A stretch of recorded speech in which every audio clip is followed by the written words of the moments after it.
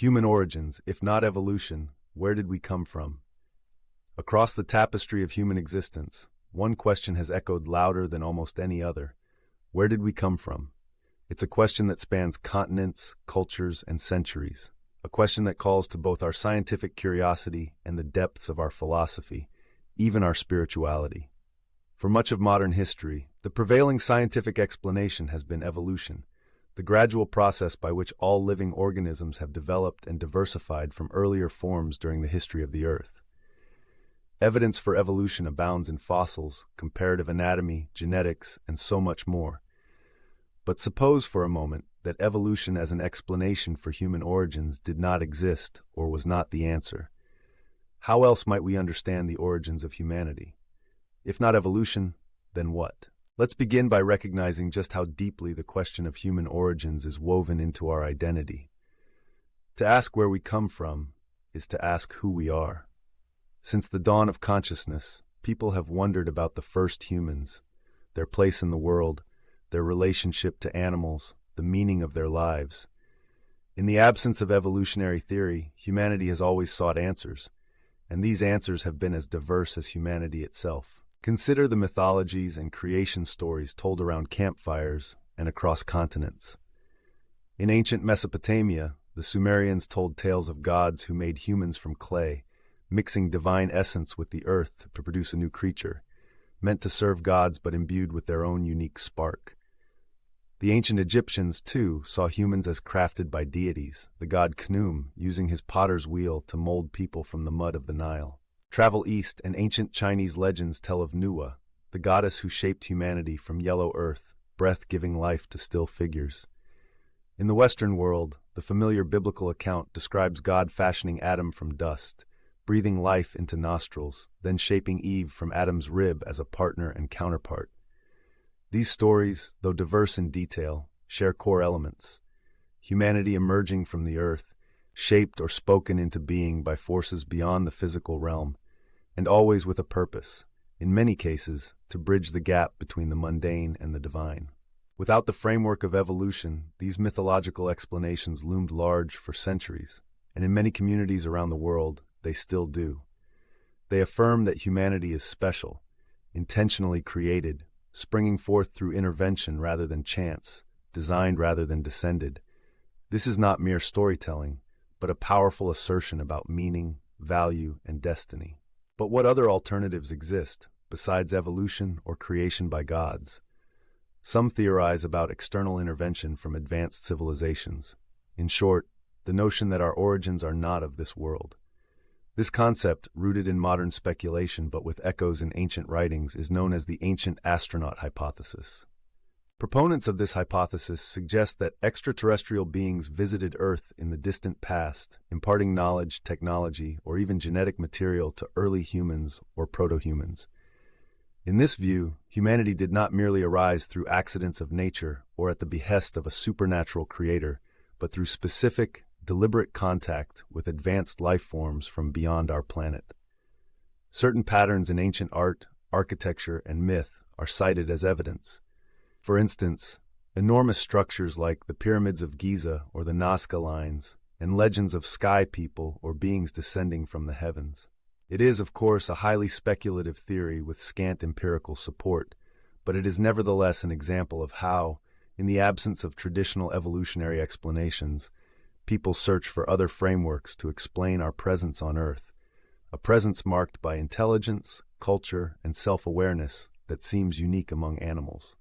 Alternatively, there are those who propose cyclical or catastrophic models of human origin, ideas that ancient, highly advanced civilizations once existed on Earth, only to be wiped out by natural disaster or cosmic cataclysm, leaving survivors who became the distant ancestors of modern humans. In these theories, the story of human origin isn't linear but cyclical. Rises and falls, beginnings followed by destruction and rebirth, with knowledge lost and found again through the ages. Examples of such narratives abound in world mythologies: the great flood of the Epic of Gilgamesh and the Bible, myths of Atlantis as advanced yet doomed, stories of survivors emerging from caves after a world-shattering event. In some indigenous traditions, humanity passes through worlds or epochs, emerging changed from each, shaped by trials of fire, water, or time. All these theories, whether they feature gods, extraterrestrials, or lost civilizations, speak to a profound human need, the need to find meaning and connection, to understand ourselves as part of a larger story. In the absence of evolution, these frameworks suggest that humanity's origins are not random or accidental, but the product of will, design, or destiny. Beyond these, there are also philosophical approaches that attempt to answer the question of human origin without invoking scientific evolution or supernatural creation. Some argue for a kind of perennialism, the idea that humanity, or at least consciousness, has always existed in some form, woven into the fabric of the universe itself. In this view, the human soul or mind might precede the physical body, manifesting again and again in different forms across time. Ancient philosophies such as Hinduism and Buddhism, for example, posit cycles of birth, death, and rebirth, samsara, as fundamental to existence, with no definitive beginning or end. Then there are materialist theories that, while distinct from Darwinian evolution, attempt to provide a natural origin for humanity through mechanisms we don't yet understand. These might imagine that the universe is inherently creative, giving rise to life and intelligence wherever the right conditions appear, almost as a law of nature. Or perhaps they propose the formation of a sentient, self-aware being was inevitable in a universe as vast and ancient as our own, even if the specifics are forever beyond our knowledge. It is important to note that in the history of human thought, the line between science and myth, or between philosophy and faith, has always been porous. Scientific explanation, when it emerged, did not replace mythology so much as join it in an ongoing conversation about meaning and truth. There is a reason why ancient myths often resonate even today, why people continue seeking origin stories that affirm dignity, purpose, and belonging. Let us consider in more detail the implications of each of these alternative explanations for humanity's origin. Creation stories, for example, do more than explain how humanity began. They shape how cultures see human purpose and destiny. If people are the direct handiwork of a creator, they carry an intrinsic significance, perhaps even a responsibility to live according to divine principles.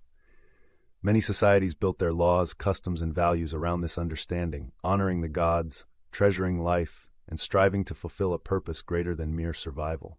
The ancient Sumerian myth of Enki and Ninmah tells of humans created from clay mixed with the blood of a slain god, designed to labor for the gods.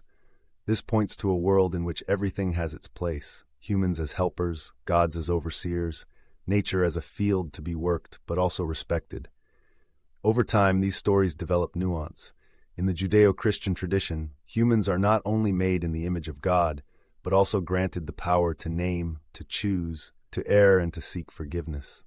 In this reading, humanity becomes both actor and author, both shaped by and shapers of destiny. The ancient astronaut hypothesis, for its part, places humanity within a cosmic community, suggesting we are not alone, and perhaps not even unique. If we are the result of alien intervention, our task becomes to understand that heritage, to look to the stars for kinship and guidance. In a world awash with uncertainty, the idea that intelligence could arise, could visit or uplift other worlds, connects us to a universe brimming with possibility. Some see this theory as diminishing human uniqueness, but others interpret it as a call to humility, a reminder that intelligence and life may not be exclusive to Earth, and that our fate could be shared with distant cousins in far-off galaxies. Cyclical civilization theories also carry significant implications. If humanity's story is one of rise and fall, of near extinction and miraculous survival, then the lesson becomes one of resilience, humility, and warning. The stories of Atlantis, Lemuria, or submerged cities, whether fact or fable, suggest that great advances can be undone in an instant, and that wisdom lies in learning from the past and preparing for the future. Philosophical or perennialist views, on the other hand, shift attention from external origin to inner essence. If human consciousness is as fundamental as matter or energy, then the search for our origin becomes a search for meaning within. Life becomes less about physical lineage and more about shared consciousness, spiritual growth, and the cultivation of wisdom through many lifetimes or cosmic cycles. Comparing all these approaches with the evolutionary model highlights not only differences in evidence, but differences in what it means to be human. Evolution, as presently understood, interprets human origin as the outcome of a vast, ancient process, one shaped by chance, adaptation, and natural selection. Humanity is special, yes, but not by fiat. We are part of the animal kingdom, shaped by the same forces that molded fish, birds, and mammals. Our intelligence and self-awareness are emergent properties, not sudden gifts. Without evolution, explanations of our origins are often richer in narrative, more deeply entwined with questions of purpose and destiny, and, for many, more emotionally satisfying. They remind us that the scientific account, though powerful, is only one lens through which to view our existence. Even today, the meaning of being human is not determined by science alone. It is also important, however, to acknowledge the constraints and challenges posed by alternatives to evolution. While myth and philosophy offer insight and inspiration, they rarely provide testable hypotheses or material evidence. Scientific models, for all their limits, have a rigor and repeatability that story and speculation cannot match.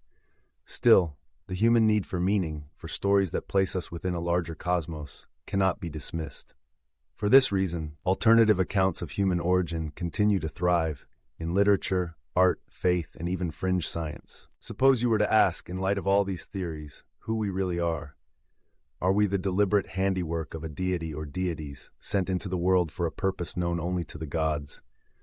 Are we cosmic orphans, given intelligence by visitors from the stars and left to create our own meaning? Are we survivors of lost civilizations, inheritors of wisdom as old as the planet itself? Or are we, as perennialism suggests, the latest incarnation of a consciousness that predates the physical world, wearing the mask of humanity for a brief moment before moving on? Perhaps the search for human origins is as much about how we see ourselves as it is about the facts of our beginning. The power of origin stories lies not only in their factual accuracy, but in their ability to inspire wonder, humility, and hope. They help us ask, what makes us human? Is it our intelligence, our capacity for love and creativity, our moral imagination, our yearning for transcendence? Or is it perhaps our very impulse to question, to seek, to never be fully satisfied with simple answers? It is this impulse to ask, to imagine, to create stories that may be the signature of humanity, however we came to exist. Whether molded from clay, descended from the stars, emerging from cycles of catastrophe, or coming forth from the hush of the eternal, our quest for origin binds us together as a species. Across continents and generations, we are storytellers, truth-seekers, meaning-makers. As we look to the past and imagine how we began, we also look ahead. The quest to understand our origin is not a closed book, but a living conversation. New evidence, new ideas, and new stories will continue to arise, reflecting both our growing knowledge and the enduring mystery at the heart of human existence. It may be that, in the end, the journey is as important as the answer, and that the very act of seeking makes us truly human. So if not evolution, then where did we come from? Perhaps from clay, from stardust, from the dreams of gods or the experiments of cosmic travelers. Perhaps we are remnants of a world lost to time, forever seeking to remember our place in the cosmic order. Or perhaps we have always been, a song echoing through the universe, forever seeking to know itself. What matters in the final analysis is less the certainty of our origin and more the story we make of it.